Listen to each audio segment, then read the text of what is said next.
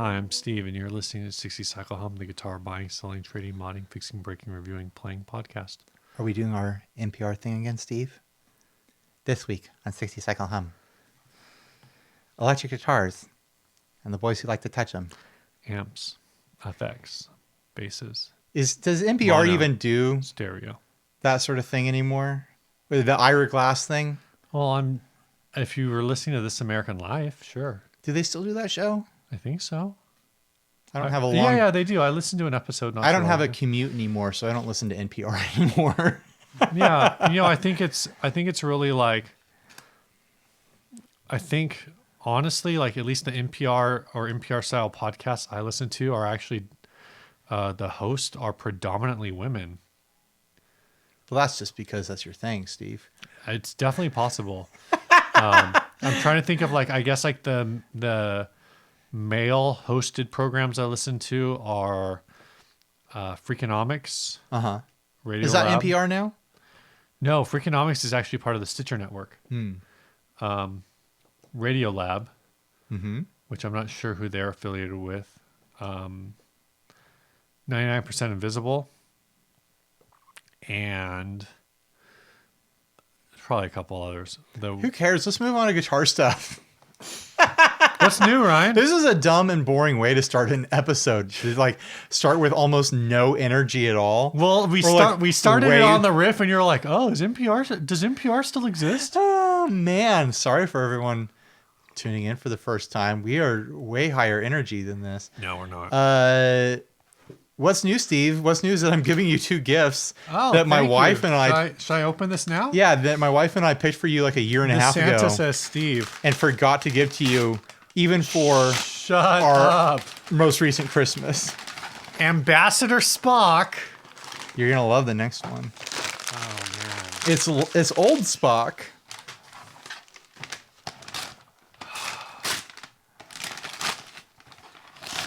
I like how I'm opening it back. Oh, Hell yes. yeah. Hell yeah. Loxana Troy. That's the best one of the bunch right there. We found these at a thrift store or something, and my wife was like, should we give these to Steve? I was like, yes, we should definitely give these to Steve. This has the Greatest Generation hated purple Playmates accessories. Uh-huh. This one is all orange. You know the head on this box in the show was Armin Shimmerman, who plays Quark in DS9. Oh, really? Yeah, that was his first, I believe, his first Star Trek role. Like once you get it wasn't his first Star Trek role. Once you get into the Star Trek like character actors role, like you show up all the time after that. Well, and then they just have your number in the Rolodex, you know. Yeah. I've collected so much Star Trek stuff through this show. I know, right? Because like last year, I think it was last year, like 2 years ago, maybe, like was when Ryan Rataski from Frozrocious sent me a bunch of Star Trek stuff. It's like we're living vicariously through the Greatest Generation. You need to take Instagram photos of this and tag the Greatest Generation. And I'll post in the Facebook group too. Totally. For sure. I totally forgot about these until my wife reminded me about them. Yeah, she said you guys or you found it like in a closet or something. Yeah. Like of last week. Ridiculous. I love this one though. Troy's mom. Insane. All right. She's the worst character. It's new in box, man. I don't know if this qualifies as new in box. It's pretty mangled on the edges. It's yellow in box. The plastic is aged by cigarettes or something. Yeah. How do you do that? I definitely vote that you open these boxes and play with the toys. I had a Geordie LaForge when I was a kid. There he is right there.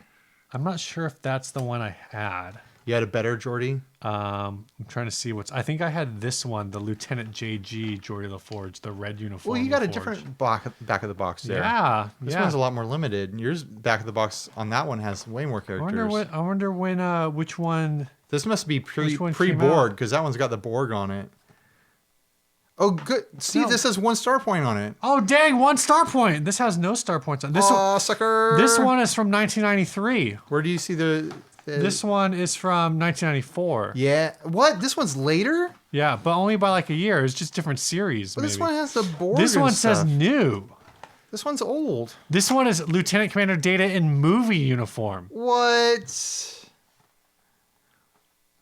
This one's got... There's Guinan in this collection too. We're way off topic, and that's okay. This one's got Captain Scott on it. Weird. I never looked at those closely enough to see all the weirdness going on. Yeah, that is this. So Admiral McCoy is from the very first episode. Also, this has like the newer spaceship art on it too. Like that's got the old concept art, and this has the actual like show art. But it's only like a year apart, and the show started in 1987. I know, dude. I don't know. So it's not like both of these come out after the show was pretty much done. Right. So weird. Like this one actually says on the back, coming soon, Star Trek Deep Space Nine action figures and accessories. Oh, yeah. So this is like overlapping. Yeah, that's them phasing it out. Weird that one has the old spaceship on it. Well, it is older. It's from 1993. Right. Apparently between 1993 and 1994, they figured out how to make more realistic graphics.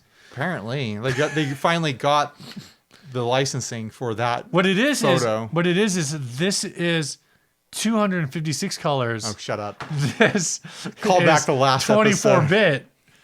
What's new with you in your gear life, Steve? Nothing, dude. Hashtag gear life. What's new with you and your gear life? I discussed in between episodes. We record 2 episodes a night. Everyone who listens know that. And someone's having a bath upstairs. No big deal. I was talking to you about your Les Paul that you just bought. I think you should put a tortoise pick guard on that thing. I think it would look so good. Like if you could like that clear, like large cell, right? Like semi-transparent pick guard on there. It would look so classy. I don't know why. You'd have to drill holes for it, which is the bummer. Yeah, that's.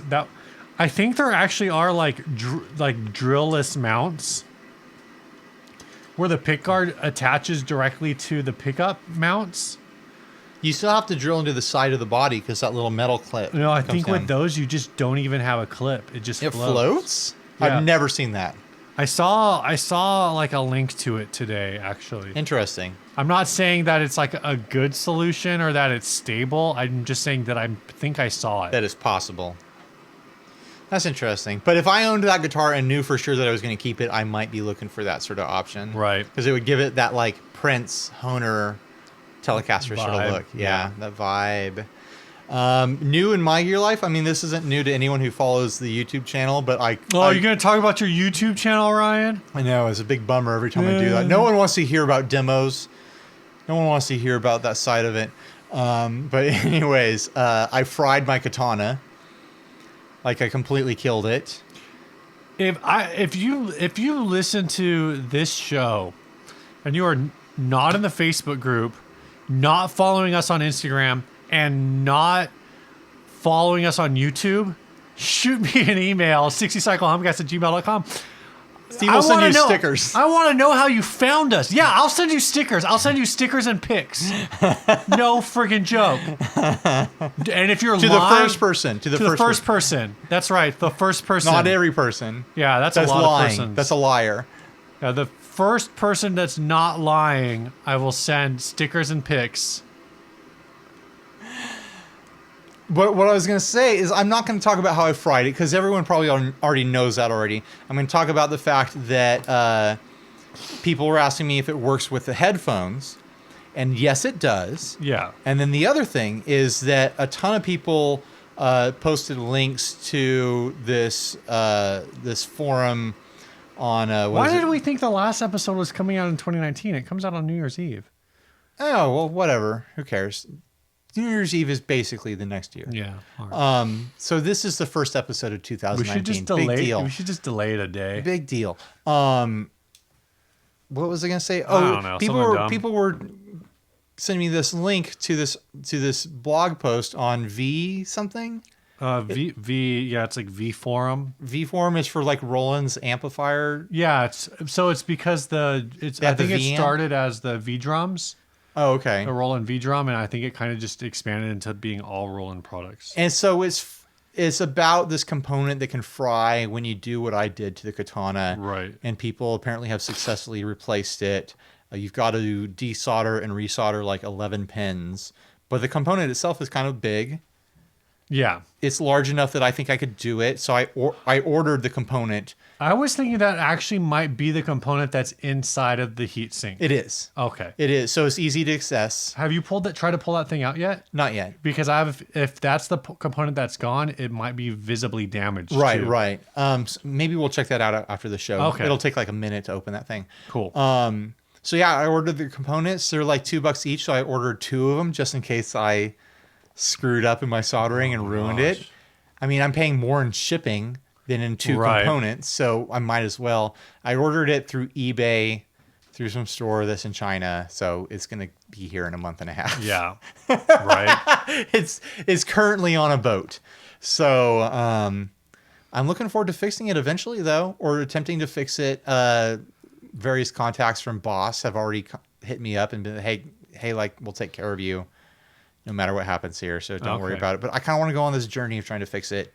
We should make a video where we say that, oh, Ryan's attempted his repair, and then we put like some like tiny detonator inside of it. So when you turn it on, what we actually do is we remote trigger like the detonator, and so your amp just goes up in flames. Or it should like legitimately explode it with like dynamite. No, you got to make it look like you're so bad at repairing amps. Oh yeah, you could explode it with dynamite, but it's got to just be like part of like the thing. Like, all right, we're gonna try to turn it on now. You turn it on, you're like, huh, nothing happened, and then it just explodes. If I break it if I can't repair it and it is to the point where it's done, I'll do something to it. People have been encouraging I'll us. I'll torch it or I'll explode it. People have been encouraging us to go back to the Camino Santa Fe bridge. They and want us to throw some more gear off. They want us to take it to the bridge. Take it to the bridge. So that's what's new with me. I don't think I have anything else new, right? No, I don't. And we're all set. Either. I mean, we got these Star Trek boys We should here. just crack these open here and like stack them up on the back. Like they just be like little. Do you have a desk at work? You don't want to put them up on your desk or something? My desk is a nightmare, but yeah, I can find some space. These I'll figure it out. will make them a dream instead of a nightmare. Life Steve. would be sweet. I do need some sort of little novelty shelf in here though to put my Plumbus on and a few other. Oh yeah, little you have a Plumbus. That's right. knickknacks. Well, everyone has a Plumbus, Steve. But how do they do it? I don't know. All right, this first ad was sent to us by Alex Ray. I wonder if he's related to Link Ray. This is a custom tricky rustic Bo Diddley Bayoucaster, $600 in Prairieville. Just finished this custom rustic Bo Diddley style guitar. It's made from an antique piece of pine slab and is very resonant. Has a DiMarzio blues bucker installed with 2 push-pull pots. With the 2 push-pull pots, you're able to get 4 tones out of 1 humbucker. The volume pot puts the humbucker in series and parallel. The tone pot works as a normal tone pot, but also has 2 different sized tone caps installed for brighter and darker sound when pushed or pulled. I made a cool custom set of Remington knobs to go along with the rustic look. Switchcraft jack mounted into an electro socket Wilkinson half bridge. Switchcraft jack mounted into an electro socket, period. Wilkinson half bridge. Thank you for fixing your punctuation, Steve. It's funny because I read through it because I didn't see. I'm kind of like half looking through. It's not funny. Don't explain it. I'm half looking through my microphone. No, it's not funny. It's just like what level of nerd I operate on that I read it as electro socket Wilkinson. And I went, that's 2 different brands. That doesn't make any sense. All right. Wilkinson half bridge with brass compensated saddles. Really nice flame maple neck with a rosewood fretboard that's been lightly aged. 9.5 inch radius. C profile with 21 medium jumbo frets and a tusk nut. Vintage style stagger tuners. Great playing guitar with a one-of-a-kind look. It weighs in at a comfortable 7 pounds, 4 ounces. I'm asking $600 or trade for other guitars or amps. Possible trades considered for other guitars or amps. If you have a trade offer, please send pics and info for your trade. I will not respond to, is this still available? If it's listed, it's still available. There's a lot of reading, Steve, considering the only reason we took this ad was so that I could lead up to the joke that if you're going to buy you this Bayoucaster, you should just buy you something else. Looks dumb to me. I feel like if you're going to get a Bo Diddley guitar, if you're going to make one, make it square. Make it a rectangle. Don't put these weird edges on it. It's got these weird edges on it because making a Bo Diddley guitar apparently is tricky, just like it is tricky to rock a rhyme. To rock a rhyme that's right on time. It is tricky. And so apparently is just making this thing look like the state of Utah. I don't get like taking a Bo Diddley concept and then trying to put upper and lower horns on it. Like so much of this, I'm on board for. I'm on board for Bo Diddley style guitars. Mm-hmm. Like I love the stripped down, like just basic concept of here's a rectangle with a neck on it. I like the idea that this is just some old ass pine slab. I do like that too. That it's like just some like rough piece of wood with a finish over it. I would have been more fine if they only did the lower cut and made the top horn Flat. Or like right angles. Yeah, right angles. Yeah, I could see that. It's just too much. It's too much tinkering with a classic design. And there's too much tinkering in other directions too. Like it doesn't need novelty knobs on it. It doesn't need knobs on it at all. Well, it needs it needs something on it because the guy installed push-pull pots and you need something to grab onto. All right. There's enough to grab onto with a regular knob. He doesn't need to have Remington shotgun shell knobs on it.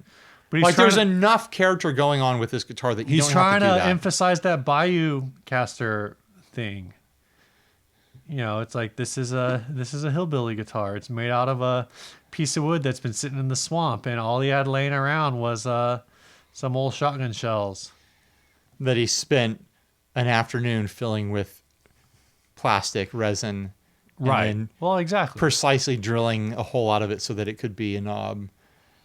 It's not like you can just grab a shotgun shell and shove it on there like, oh, that'll work. Like the you kind of lose. Well, that's why it's tricky, Ryan.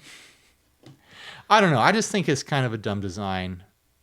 What do you think about if it plays great, that's awesome. What do you think about the lower horn having that like almost like a contour to it? Yeah, I feel like stuff like that betrays the concept of this of a Bo Diddley guitar. It should just be a slab, right? And here's the thing: you fuss with it too much, and you lose the soul. Right. And I think he lost the soul of this. That's just my criticism. What do you think, Steve? Would you buy this for $600? The way I said $600 should indicate that you shouldn't, Steve. No, I would not. What's your top dollar on this? $250. The number that popped in my head was $125, and that's the value. That's the value of a part's neck right there. That's what I'm valuing it at the value of its neck. I don't know where the neck came from, but there's no way he built that neck, right? It's a part's neck. Yeah, no, I'm pretty sure he says it's a part's neck. If he didn't, he's a liar. No, I guess he just says really nice flame maple neck. Yeah, there's no way he built that neck. Because if he had built this neck, it would have all sorts of bizarre appointments in it. Right. I made the frets out of raccoon bones or something. We killed it. We killed the sad. We've got nothing left to say. Topic? Right, cool. I'm going to take a nap. It's nap time, says Steve. This first topic was sent to us by Emily Harris, who I've become apparently so familiar with that in my notes, I originally just wrote Emily. First name basis. Yeah, first name basis. Basically, you can check out her podcast. Yeah, the Offset. Get Offset. Get Offset. Podcast. It sounds like it's very aggressive. How do you get offset? Yeah. Get Offset. What basically she wants to know what we think the trendy effect of 2019 is. Well, what was the trendy effect of 2018? And maybe we can use that as our jumping off point. I think it's like some kind of like boosty tone shapey thing. You had the Condor. I think it's reverbs. You had what other reverbs were there? Because I'm thinking you got you got Condor. Granted, two of these will be from the same company, but you got Condor from Chase. Yeah. And then you've got the Emissary and the DEFCON 4 from Walrus. Yeah. But the DEFCON 4 is kind of its own special thing. And then also the Benson preamp came out last year in 2018. Yeah. So that's like four basically like cleanery, boostery type things. A ton of reverbs came out though. Did they? All I can think Ocean's of is 11. Did the Ocean's 11 come out last year? Yeah, this last year. I already forgot about that. Dark World. Okay, that. True Spring. I mean, these are just reverbs that I played with. Right. The Drip from TC Electronic. Weren't there a bunch of other reverbs that came out from other companies? Like I don't know. every single year, every pedal maker is trying to put out a thing that they think people will buy. I can't remember a year where it was like, oh man, it's the year of fuzz. It's just all fuzzes, or it's the year. What about? It's the year of tremolo. It's all tremolos. What about? It was just 2018, just the year of the Helix. Probably. Just all helixes all year. Yeah, Helix. Everyone just exploring patches. You know, I mean, there's something to be said that 2018 has been kind of the year of impulse responses. Like people really screwing around with impulse responses and like new boxes that host them and things like that. I don't have any impulse response type things. Steve, you're nothing but impulse responses. That's true. That's true. Steve responds to all his impulses. Yup. Are we the first people to make that joke? I hope so. I mean, I've never heard it before. I don't know, but do you think there's any void in the market that needs to be filled? I don't think there's a void. I don't think Is there a vacuum? I don't think there's been a void in the market for a long time. Yeah, it seems like everyone's made everything. I think what happens is you have Maybe one thing takes like off. style cycles where like just certain sounds, like some artist makes a sound and then everyone is like, I want to make that sound. And they start trying to figure out like, how do they make that sound? And then people go out and, you know, it usually, like a lot of the time it probably starts with something generic, you know, it's, oh, they made that sound with the Big Muff Pie. And then, you know, every builder is like, well, I need my version of the Big Muff Pie now. Like, what's my take on it? And so everyone starts putting that out. And I think that's really how like something gets trendy-ish. So, you know, I think maybe the reason I would say reverb wasn't the thing for 2018. Didn't JHS come out with a spring tank this year? Oh, I don't know. Did they? And then Wampler came out with the faux spring mini. So maybe that's what it is it's There's like been a bunch of those like Belton brick style reverbs come out the past year. Maybe what it is that it's not just like the idea that reverb is like the effect of 2018, but like simple reverb, with the exception of the Dark World, that like early simpler reverbs. Because I feel like to me, peak reverb was maybe like 2014, 2016. I mean, when like, all that Strymon big box stuff started coming out, like people were going crazy for that stuff, but it was all programmed reverbs with shimmers and all sorts of different settings. And stuff also like like different shimmers and like with all your different shimmery. Walrus came out with the Fathom this year. Yeah, man. I'm telling you, there's been a lot of reverbs this year. A lot of reverbs. All right. Well, there were a lot of reverbs in 2018. Maybe 2019 will be Deverb. Deverb? Yeah. Is that like a... We already decided that like 2019 is the year of bending over and touching your knobs, though. That's like a deverb. Isn't that like wouldn't that just like be a compressor? No, not a compressor. It would be like an expander, a noise gate, a noise gate. Just like you got your reverb, but then it just deverb. Like cuts off like way faster than you think it should. It's like starts to fade and it's just. Yeah, it felt like every month last year had a new reverb. Isn't that just like a gated reverb? It is a gated reverb. You put that on your drums. Yeah, so it's a deverb. That's what they need to call gated reverb now, is a deverb. Deverb. Yeah. Well, it's verb to verb. Verb to verb? Verb to verb. Reverb, deverb. Man, what are some underrepresented effects? Like I feel like chorus was a big thing for a while. Fuzz has always been a big thing. Every company comes out with 6 fuzzes. I could see chorus making another round soon. Or maybe like something more similar. Someone suggested someone in the group suggested flanger would be the effect of 2019. It's such a specific.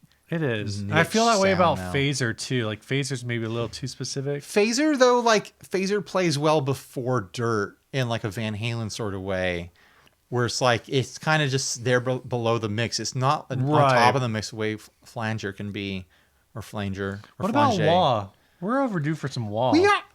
When was the last time there was a fresh run of like boutique wah stuff? Was the last time like the whole like Vertex debacle? I don't feel like I've seen like custom wahs or like small batch wahs in forever. Well, I know a few years ago, like I'm not sure how long ago was when BYOC came out with their wall kit. Yeah. But as far as like a big push for walls, I don't feel like anything new has happened in the wall world since like A wall world? since like the Ibanez weeping demon. The biggest deal for me for WA is the Crybaby Mini. Yeah. Oh, which is like yeah. is great just because it's small and it sounds like a wah and it feels like a wah. And I have no desire to ever have a wah that's bigger than that. Wah, wah, wah, I will wah, not wah, buy a wah that is bigger So than that. do you think wah. wah is a contender or wah's out? Here's what could happen.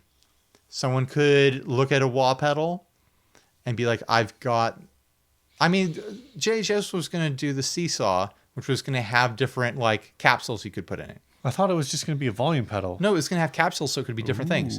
But who knows if that's ever going to happen? But I would love, like my dream of dreams is to have a pedal that when it's not engaged as a wah, then it's a volume. Or you could program it. I know that doesn't Joyo make a little thing like that, but like do one really well. Right. Or it could have options with like a looper built in, like a blendable looper or something like that. Someone could come out with something crazy. There's a ton of space in a normal wah enclosure to do all sorts of nuts stuff. That's my challenge. Like some builder out there, go nuts. Get really creative with a wah enclosure and give us something different. Didn't Ernie Ball already do all that? I mean, they've done like They had like a delay. various effects in expression pedals Right. or in their volume pedal kind of like concept. But I'm saying like take like a Crybaby enclosure and do something really weird with it. Like I just said, like an expression pedal looper would be crazy where you get to blend something in and out with an What expression about pedal. tremolo? When is it going to be I the owned year? a Dunlop when will be the tremolo. year of the tremolo? As far as I'm concerned, every year is the year of the tremolo. I don't know. Tremolo is one of those things where it seems like two companies a year agree that they're going to put out a tremolo. Right. It's just there's a constant, like just a couple come out a year. There hasn't been a year where it's just like everyone's got a trem this year. What if we were just completely wrong last week? Greta Van Fleet is the future of radio rock. And the effect of 2019 is just running direct, like running guitar to amp, no effects. Guitar to half stack. Yeah. Crank that Marshall. A friend of ours is trying to sell a crate 4x12. And he was asking me how much he should list it for. And it's like, the weird thing about 4x12s is that they're going to sell for way less than a 2x12. Yeah. Who do we know that's trying to sell a crate? Cassidy. Oh, why does Cassidy have a crate 4x12? I don't know, because he used to be a young man, and young men buy 4x12s. Yes. So yeah, maybe. I mean, people have been on these modeling and small amp kicks, and these impulse response boxes on their pedal boards, direct out kicks for the past year or so. Yeah. Maybe people will wake up one day and be like, I just want a big old amp and I want nothing in between it. I mean, I'm not even saying the amps have to be big. I'm just saying that it's just going to be, let's plug it in. So you think there's going to be amps with built-in scent packs Yes. that are fresh in the room? Well, it'd be like that. That would be a fun. It'd be like that cinnamon pedal, but it's like something that's like put around where the tubes are, that as your amp warms up, it just fills the room with lavender. Yeah. There's this little thing a little oil burner that you put next to your tubes. Oh man, that's a fun little joke product we could put out. Marshall teams up with Young Living. Well, MLM no longer stands for multi-level marketing. It stands for Marshall level marketing. Multi-level marshals. Hey Steve, would you like to have me come over to your house and you can get a bunch of our friends together and I can do a little presentation? We can show you how to make your room smell really nice by turning a half stack all the way up. Here's how you get the brown sound and eucalyptus. Somebody on one of the groups I'm in A while ago. The Marshall is exciting. The lavender is relaxing. Yeah, somebody posted a while ago how they were they needed to like clean their guitar, and they couldn't find their lemon oil like cleaner for guitar, so they just started going through like their wife's like essential oil, like their old essential oils, and found one that has like an orange oil base. So they just used that, and my comment on it was like, "Wait, are you telling us what you did? Or are you inviting us to become part of your downline?" Like, come on, man. No insult to people who listen to this who might sell that stuff, but when there was that big Ebola scare, there was someone in my Facebook life who was 100% bold-faced claiming that essential oils would cure Ebola. Do I even want Wake up, people. Like, it's aliens? that's nonsense. That is nonsense. Like, if you like the smell of that stuff, that's great. Stop pretending that it cures things that it doesn't cure, because it doesn't. You don't think Ebola can be cured by coconut oil? That stuff you buy at Costco for $16 a pound? I don't That think lasts forever. I don't think lavender will do it either. At least you'll be calm while you're bleeding out of every orifice. Yeah, I'll be so calm. It's like my brains leak out of my eye holes.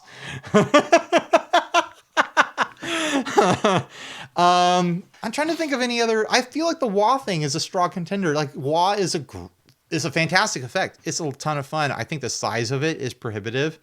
I think that there needs to be like a case available to small builders for them to experiment with a smaller case size. I don't know, man. I'm still coming And then back. they could come up with their own guts. I think the effect of 2019 is right there. a phaser. The phaser. I'm a little embarrassed. It's gonna be that. big muffs. The effect of 2019 is gonna be big muffs.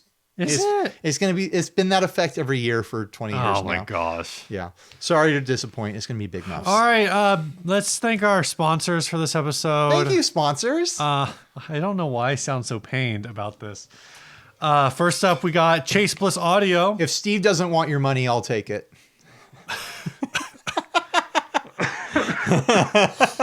Chase Bliss Audio, makers of the Dark World Reverb. Yeah, which we just talked about. The It Condor, hasn't- which we also just talked about. The Dark World hasn't left my board since I Oh, got really? it. Yeah, it's on there. I still haven't heard that thing. Steve doesn't watch my videos. Well, I'm saying like I haven't heard it in person. Okay, maybe we'll mess around with it after this. I think we're Yeah, going to your end kids fairly will probably early be in tonight. bed. It's Yeah, already probably. like It's only 8:30. 8. It's only 8. We usually end like at like 10:30. All right. We're having an early night here because it's a New Year's Eve. Yeah. We're going to go get drunk after this. We are? We're going to go watch the balls drop. All right. Chase Bliss Audio. Thank you for sponsoring They got us. a analog heart, digital brain. Logo's up here. Sometimes they have a digital brain and a digital heart. Yeah, go check them out. ChaseBlissAudio.com. Super great pedals, all kind. Basically every category of pedal, I think they do it now. Chase Bliss pedals. Pedals that are more creative than you are. Take that to the bank. Take that to a bank, and they'll be like, "What do you want me to do with this?" You write it down on the deposit slip. Yeah. This episode is also brought to you by Sinusoid Pro Audio Couture. We're gonna the thing we're talking about right now is the Slate cable. You got one of those somewhere? Boom, I got a bunch of them up there. There's a Slate. That was a cool trick. Let it fall down my hand there. All right. They're Slate- sticky. They're heavy duty feeling. They stick to your table surfaces or your floor surfaces, your wall surfaces. They'll stick to your face. And make sure that they stay where you leave them, basically. I use them here in the garage studio. When I'm running boards and stuff and pedals for demos, I can lay them out on a table and they're not going to slide off the edge of the table. I can like put them in the shape that I want on the floor, and I know they're not going to move. They're going to stay where I left them, basically. Yeah. It's the studio professional's choice. I just came up with that. There we go. Pulled that over my butt. Sinusoid.com. They make cables. And smiles. And last but not least, we got Gun Street Wiring Shop. Ryan's still trying to convince me to put something from them in my Les Paul, but I got to figure out if that's something I want to do and what I want to do if I want to do it. Splits. Coil splits.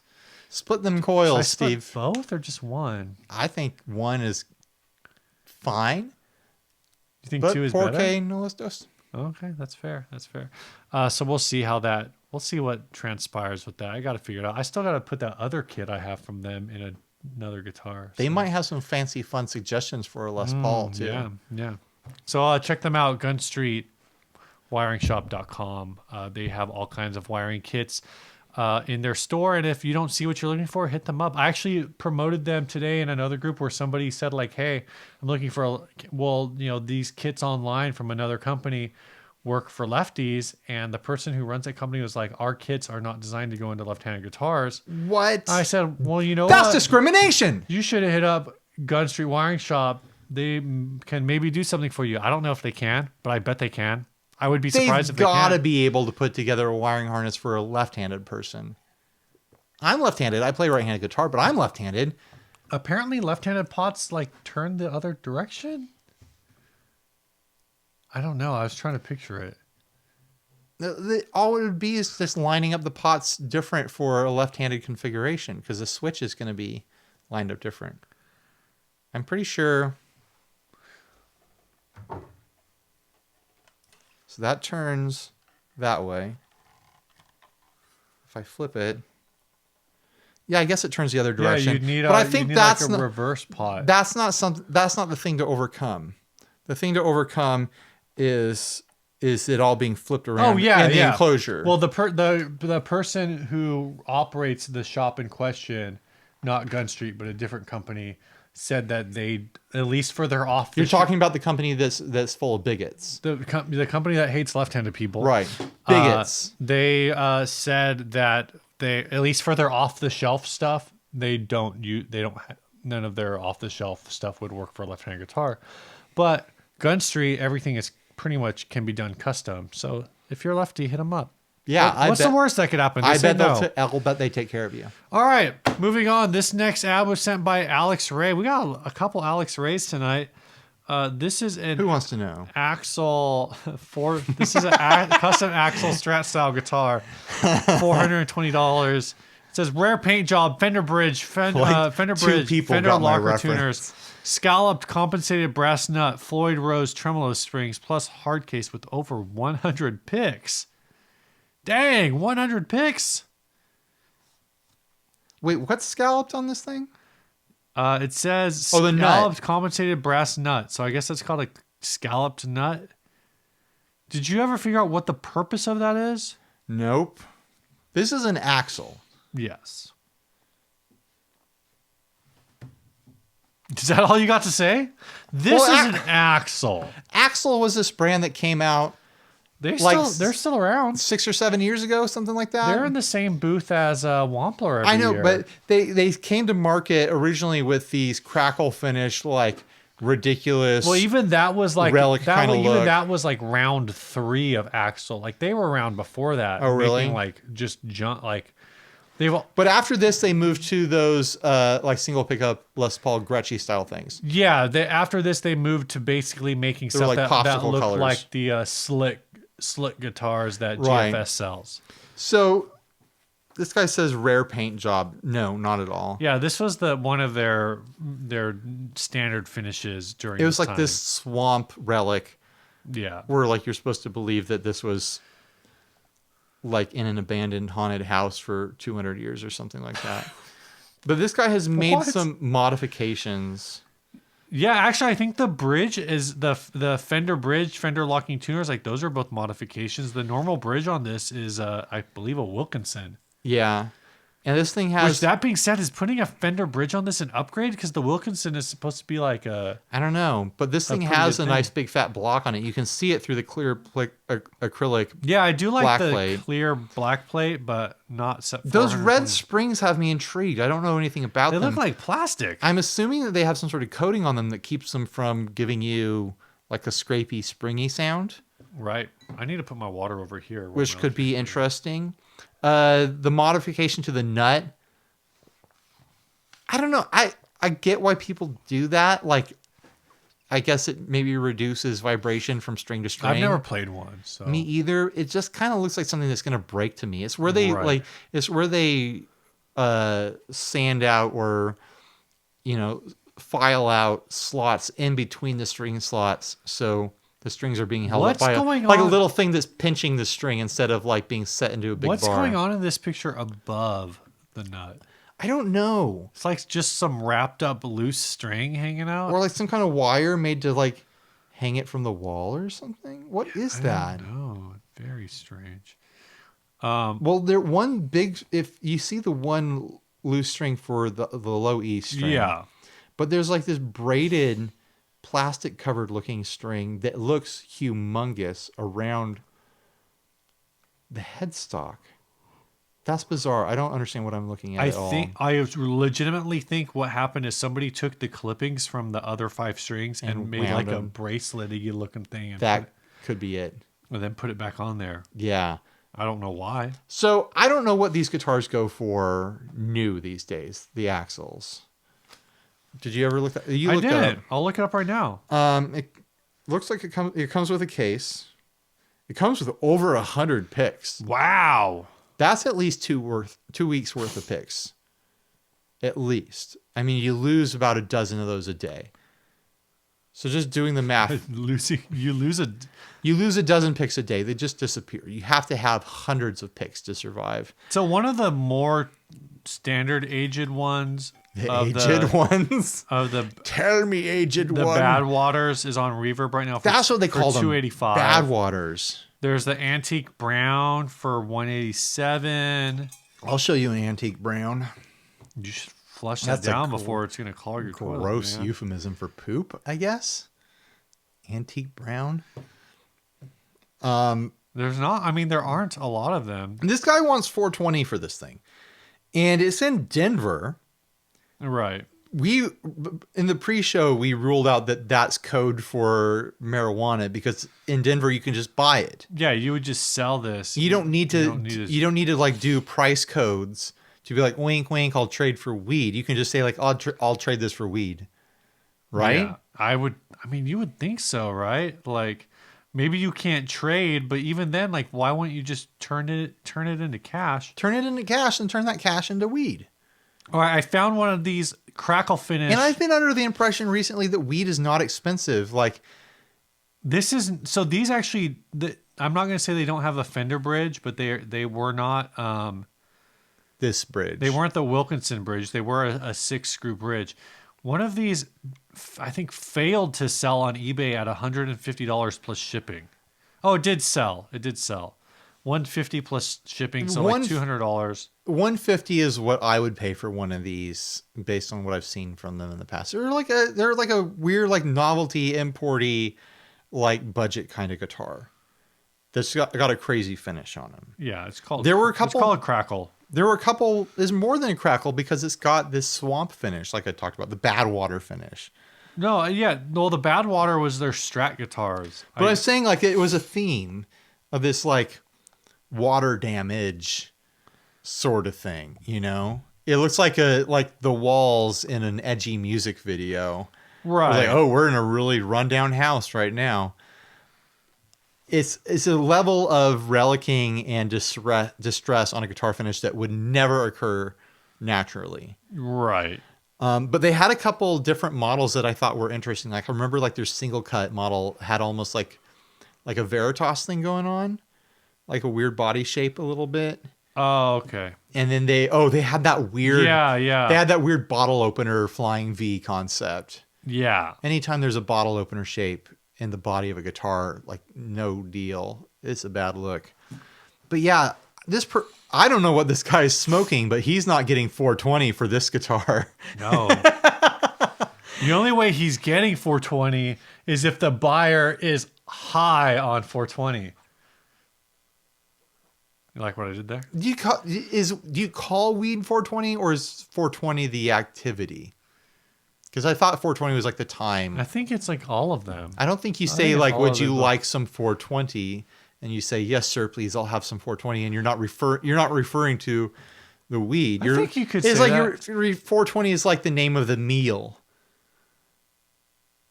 But I don't think you Like, have to. it's like saying lunch or breakfast. Like, you want to have 420? You're not offering the substance. You're offering the time, the time. the event, The event. the event. I don't know, man. I don't know drugs. Let us know. What is 420? Yeah. Is it the actual product? Is it the actual substance, or is it the observance of consuming? Do you consume 420 brownies? Of the partaking. Or do you just consume brownies at 420? Someone's gonna just be like, "You're overthinking it, guys." Like, Oh, I'm just sure. just I'm relax. sure. Just relax, you bunch of narcs, right? We're just a bunch of squares. What was that? I did a rectangle in the air the way Oh, okay. Uma Thurman did. What Uma Thurman? Yeah. What In Pulp Fiction, she okay. calls someone a square, and instead she does a rectangle.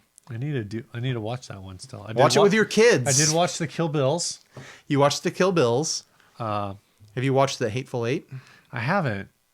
They smash I a heard guitar that's in a good that. one. They smash a Like Martin. $150,000 guitar. Yeah. Yeah, an antique. Was Hateful Eight better or worse than Ridiculous Six? Ridiculous Six was the Adam Sandler one, right? Yeah. I'm gonna say it was better, but that's Okay. not hard to do. Ridiculous Six was like, come on, guys, are you really trying to retread Blazing Saddles? Like, come on, you're not gonna do better, and they didn't.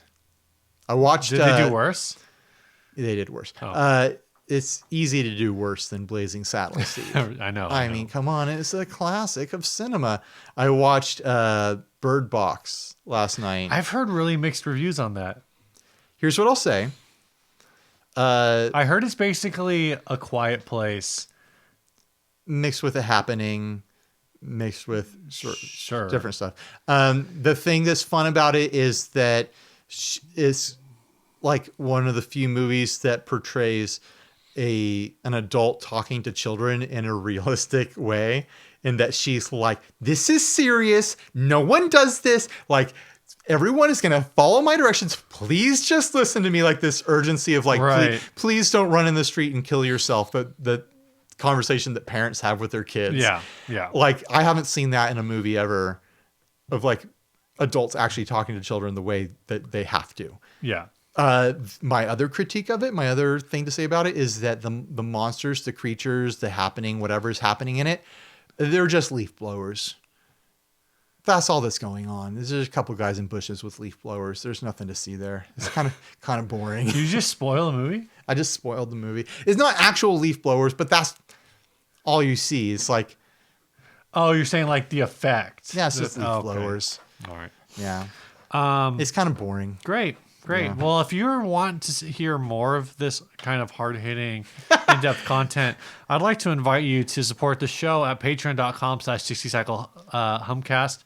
Steve is going to try to keep it 100 in 2019. Yeah, we would like to get the Patreon up to 100 pledges in order at any level: $1, $2, $4, $5, $10, $50. $50, $100. If we could get, we are currently about 40 pledgers short of 100. If we could get 40 $100 pledgers, that would be fantastic. That would be great. That would be pretty amazing. I'd cry. I would cry. Would you cry? Mm-hmm. Real tears. 40 $100 pledges. Mm-hmm. I'd cry real tears. Ryan would cry real tears. I'd film it too. Wow. Yeah. But also like $1 is fine. But if you want to do 100, That's my real tear guarantee. So anyway, yeah, 60 Cycle Humcast or patreon.com/60 Cycle Humcast. Go check that out. There was probably not a link in the show notes. I should put a link in the show notes. Do it. This Write that next down. That'll be fun. topic was sent in by Bruce Bacon. He basically asks, Is Bruce Bacon the new name? no, It's no. a different person? I think this person's actual name is Bruce Bacon. Okay, good. I can't keep track anymore. He says, I think we're going to see more amps like the Milkman in the next year, referring to the Milkman, the amp. Okay. Do you think having the amp on the floor next to your pedals will lead to more stereo amps? I think so. I never thought about it because I've never run stereo rig, but I think people who are stereo curious, having an increased quality and compact lunchbox style, or even like in the case of the amp, like as a floor pedal amp, like it definitely opens up those opportunities because now you just have these two amps that sit like at the top of your pedal board or whatever. Yeah. Running into a pair of cabinets that you can put anywhere you want. Having moved to the Solid Studio as my direct in option, my amp simulator option on my pedal board for my church playing, Yeah. I could totally see me running two of them, running different settings on each one, and doing like a mixed stereo sound Okay. for a live rig. And it wouldn't be too hard to do. I just have to get two direct boxes to run into and tell the sound guys how to run them. Just pan left, pan right. And it would be a really easy stereo setup. There's no mics involved. There's no hauling extra gear around. All I'm losing is an extra spot on my pedal board, which is being filled by redundancy anyways, for the most part. It's easier than ever to go stereo now with those kinds of options. And there's tons of amp and pedal options now that aren't just like, oh, here's a pedal that sounds like a cranked Marshall. It's like, oh, here's a pedal where you can actually like control the way an amp would sound. Like the clean channel of an amp, you know? Like I was checking out some of the new, I think Joyo or Mooer stuff. I can't remember at Sweetwater. And it sounded great. They had a blackface sound in a box. It's like, I could replace my Princeton with this. It sounds like my Princeton right now. Yeah. Well, the thing is, are you talking about like the preamp pedals or the IR? Yes, the IRs. The IRs. The thing is in both of those cases, like you would still need to be pairing that with if you're running to like cabs. A power amp situation. Oh yeah, I mean, I guess if you're running direct. For my situation, I'm running direct, but also with the way, I guess he led in talking about the amp. Yeah, Milkman, and also like which is you can drive a speaker, right? But you just do to the amps and run them both direct. Yeah, you really got to have like a sound person that's on their game if you're gonna do But that. even like with things like the amp and like look at Quilter's whole range. Yeah. They're small. Mm-hmm. You could literally just throw them in the bottom of a cab and not worry about them at all. Like you could run a stereo rig with two 1x12 cabs and two Quilter blocks. So easy. And they would sound great. Yeah. And they're so clean that you could even run an IR thing before them too. Right.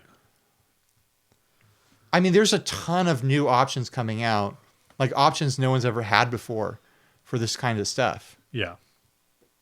It's not just amps anymore. You don't have to invest in, like, I'm not talking about like monetarily invest. I'm talking about like real estate, physical size invest in an amp head anymore. You can get these little boxes that make the same sound. I'm actually surprised you don't see more of what you're talking about too with, and I guess it's just a creativity that I never thought about with like the Quilter. What are the pedal sized? They have like the Quilter 45 that is like it's like in an MXR sized pedal, but it's like just a Class D power amp. Yeah. But you've also got stuff like the Blue Guitar amp pedal thing. And there's going to be a ton more of that stuff coming out. Mm-hmm. And it's going to give people a way to experience amps in a way they've never experienced them before. Because it used to be like you buy one amp, that's your amp. Right. And maybe you'll buy like a smaller amp that's like your bedroom amp or like a bigger amp that fills a different need. Yeah. But people typically for a long time just weren't trying multiple different kinds of amps in their playing experience. They got their one amp, and unless there was a major life thing going on, they didn't really get more than that. And now it's like you can just get these little boxes. You can get things you can download stuff into. Right. and get these very fantastic amp experiences that give you a lot. People are going to start treating amps like effects. They're going to be like pedals. Yeah. And what that's going to do is it's going to kill amps in a way. I think there's always going to be people who want like a real combo amp. Do you think or a real stack? Do you think But it's going to be like an amp will just be like another effect on your board. Do you think the IRs or everything like these different technologies are at a point now where they are close enough to being indistinguishable that they're effectively indistinguishable? I mean, it really comes down to how you're using them. Like if you are someone who needs a very specific like tube sag compression or tube distortion from a certain kind of amp, and you're a connoisseur in that area. Yeah. Like the same way that I'm like a connoisseur in like a surfy drip. Yeah. Then it's never going to be just right for you. It'll be like, oh, this gets close and then I can use this for my gig on a Tuesday. And I'm not going to haul the full thing, but on my Friday gig where there's going to be 1,000 people there, I'll haul the real thing. But for most people who are experiencing this stuff, they're going to be fine with it. Like most people don't need a surfy drip the way I do, and they're fine with whatever reverb they get. I mean, realistically for me, I guess like it doesn't really matter what amp I use because I never turn it up loud enough for, at the volumes I run my amps, like every amp is the same. It doesn't matter if it's like a matchless or like a Squire 15R, like they all sound exactly the same. Low watt, like amps run at low volume, they all sound the same. You trolling me right now? I'm just kidding. Right. That was a discussion carrying over from a group. Yeah. Yeah. Anyway. No, they don't. But like the point there is like certain things happen when you turn an amp up. Yeah. That don't happen when an amp is lower. I think there are enough options. And I was running just in the last year. I went from running the Wong's Mini 5 right to just running the Palmer Pocket amp, which is direct. So the Wong's was a speaker behind the stage, and I actually got to turn that amp up like decently. Like I don't. Oh yeah. I don't remember a 5-watt amp. You'll be able to turn it up. I don't remember how loud I turned it up, but it was like enough. It was turned up enough, and to the DI, and like I just for where I'm running, for like in my own personal time, my preference would be to be like in the room running like something hot, something that I can feel, Yeah. You want to feel it in your diaphragm. But or in your IUD, whatever you use, Steve. But for a performance, like I just want whatever's going to be the best tool to get the job done. And right now for like the playing situation I'm in, like the DI definitely like gets that done because like it makes it so that everyone can interact like together. Sure. It's a very practical choice. Yeah. But a very effective choice. Yeah. Not necessarily the sexiest sound in the world. It's not like the sexiest but it works. It's works. like on the edge of tube breakup with that nice tube sag or whatever. Yeah. But you're in a mix. Well, even that, where it's like you're crossing your fingers that you're going to be in the mixage. Even with that preamp, like I can set it up in a way where if I, with like the Les Paul, if I switch from the neck pickup to the bridge pickup, like that preamp will like be getting pushed hard enough to like break up. Getting back to the stereo concept, I just need 2 of those preamps. Yeah, you just need, or you can mix and match so easily. Oh now. Yeah. Like even if you I could haul an amp to church, and then use the Solid Studio as a second amp to be my stereo option. Yeah. So like I could haul one amp and still have a stereo option, or you could have 2 of those, mix and match whatever boxes you want for stereo options. Right. If like before, if you wanted to stereo amp something, you'd have to haul 2 AC-15s. You could be hauling 2 Solid Studios with different IRs loaded. Exactly, which would probably sound really fantastic. Yeah. If you want to do stereo, you'd have to haul 2 actual amps, which is such a headache. Like it's just so much like equipment to haul. Right. Where you can experiment and fail so much. And it's a fast fail thing where you can experiment and fail and succeed so much quicker now with these smaller options, with the Milkman, the amp, with these quilter boxes, with all these IR boxes. Like the sky's the limit. It's going to give so much creativity now. You know, I think the future is really going to be people mixing all these different amp sounds in creative ways and jumping around from sound to sound with their helixes and their, you know, their Kempers and stuff like that. Like, oh, in the lead part, I'm going to completely switch amps or completely switch cabs or something like that. You know, it's crazy. Yeah. It's crazy the technology that's becoming available and how good it sounds. All right. Did I put a button on it? I think that's it. I mean, you know, I think that covers it pretty well. This last ad was sent in by Tim Cornfield. It says... Do you think Tim is his real name? Why not? I don't know. I was going to lean into Cornfield was a made-up name. But okay. I thought it would be funnier to accuse him of having Tim as a made-up name. Oh, okay. It's Satanic Guitar Parts, $40 for both. See pics. Guitar tuning heads in complete satanic-looking pickguard with pickups and controls shown.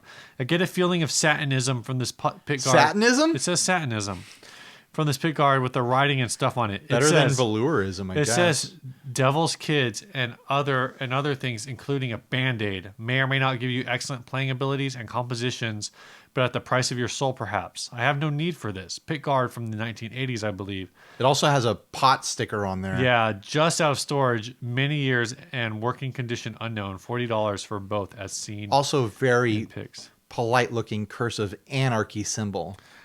Yeah. With a nice, cute little curl at the top of the A. The pot symbol, the pot sticker looks like it's on top of like the old Bones Brigade logo. Yeah. But drawn in magic marker. Yeah. I can't tell what this KB. It was a sticker for something that maybe said like Champs. Yeah, it looks like some sort of sports logo. Yeah. I was trying to figure out what exactly it was, but I can't figure it out. Nor should I bother trying because it's dumb. It's dumb. How much would you pay for this? How much would you pay for this applesauce headstock? Yeah, it does have the applesauce headstock with it. We're referring to an applause headstock. Yeah, but the we Ovation budget range. We affectionately refer to them as applesauce guitars. Yes. I mean, you got a loaded pickguard here. Did he say what make the pickups are? I'm gonna assume they're Mexican. They definitely look like either a Mexican Strat. It looks like a Mexican Strat.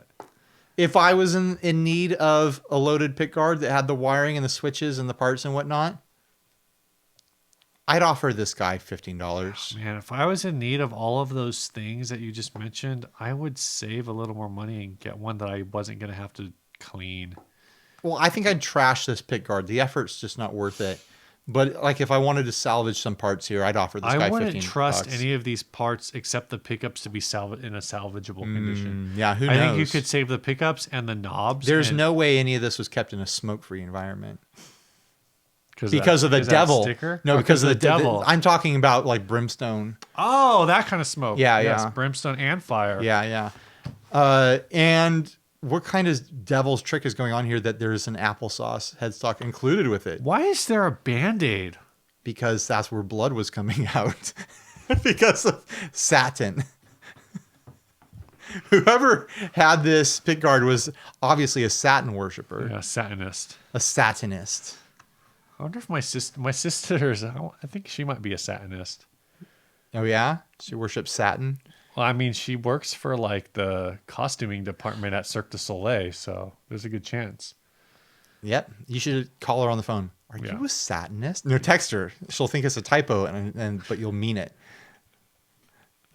All right, this week's song was sent in by Evelyn Sanders. She says, this track is called Tidal Pools, recorded this summer by the members of Misdemeanor and the Mean Beans. I play guitar and take lead vocals in this song. It's a pretty straightforward signal path, custom strat through an EHX memory toy analog delay on the modulation setting into a Fender Hot Rod Deluxe with just a little bit of the spring drip on top of the delay. The bassist Jesse is playing a Fender Jazz bass into a PV Delta 50 watt. That's a neat little bass rig. Nice. A little bit of reverb added on vocals and post. Rachel's playing drums. This is an early mix. The song will be released on January 11th through 1212 Records on the Misdemeanor and the Mean Beans new EP, Never Grow Up. I was really happy with the washed out guitar reverb and the song overall. Thanks for putting on a great show. Can't wait for the new episode. Well, thank you for sending in your song, Evelyn. We will be playing it as soon as we say goodbye. Goodbye. Goodbye.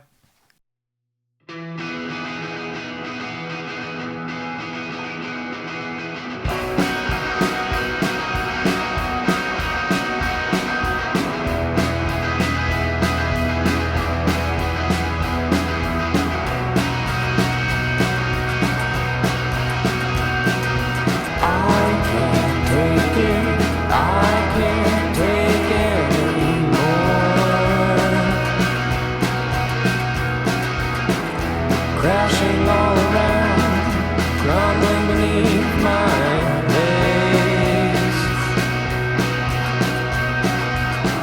You said you wanted this, I gave you everything I had.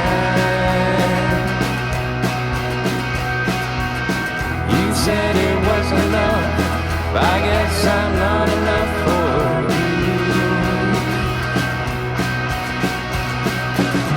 I guess I'll fade, I guess I'll fade away.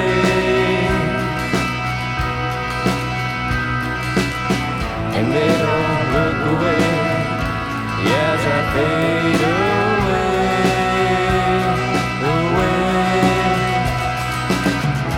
Can't you hear it now, the beating of the sea?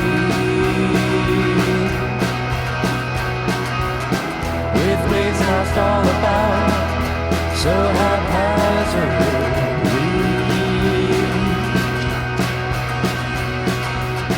My thoughts all drift away, I'm just left with seashells. I guess I'll fade, I guess I'll fade away. And they don't look away, as I fade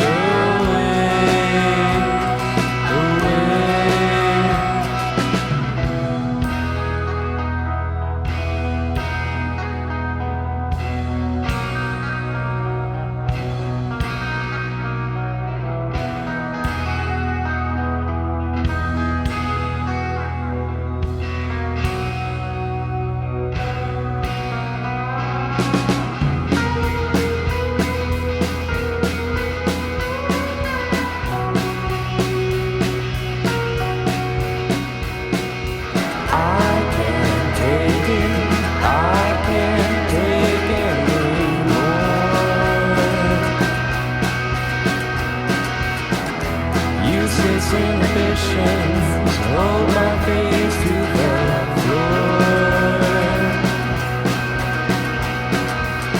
Beneath the crashing waves, I thought I saw you too. Held down by all the water, but you could swim away.